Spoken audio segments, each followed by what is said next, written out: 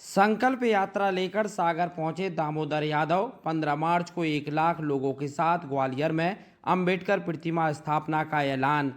केंद्र व राज्य सरकार पर साधा निशाना।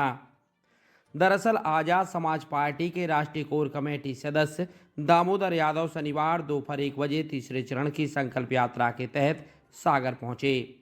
मोतीनगर चौराहा से शुरू हुई रैली बड़ा बाजार कोतवाली मार्ग से होते हुए कटरा तक पहुंची।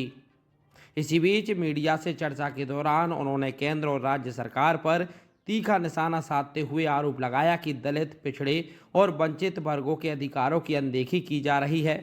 साथ ही उन्होंने कहा कि ग्वालियर हाईकोर्ट परिसर में डॉक्टर भीमराव अंबेडकर की प्रतिमा स्थापित कराने के उद्देश्य से संकल्प यात्रा नागपुर से शुरू की गई थी, जिसका तीसरा चरण सागर से आरंभ हुआ है। दामोदर यादव ने घोषणा की कि 15 मार्च को काशीराम जी की जयंती पर 1 लाख लोगों के साथ ग्वालियर पहुंचकर बाबा साहेब अंबेडकर की प्रतिमा स्थापित की जाएगी। उन्होंने यूजीसी लागू कराने की मांग दोहराते हुए कहा कि आंदोलन तब तक जारी रहेगा जब तक मांग पूरी नहीं होती।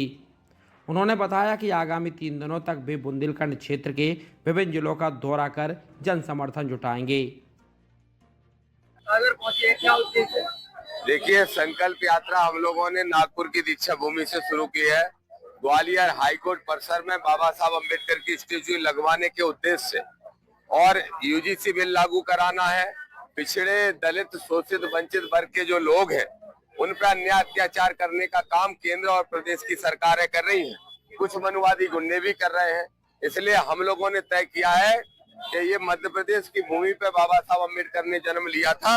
इस भूमि को आडंबर, पाखंड और अंधविश्वास की नहीं बल्कि संविधान की भूमि बना के रहेंगे। इसलिए हम लोगों ने संकल्प यात्रा निकालने का काम किया है।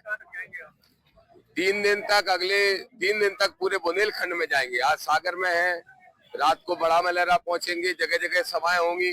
कल छतरपुर पहुंचेंगे, नौगांव पहुंचेंगे, टीकमगढ़, पलेरा, निवाड़ी, पूरे बुंदेलखंड में सभाएं करते हुए और 15 मार्च को बाबा मान्यवर साहब कांशीराम साहब की जयंती पे ग्वालियर पहुंच के बाबा साहब की स्टेच्यू 1 लाख लोग मिलकर लगाने का काम करेंगे।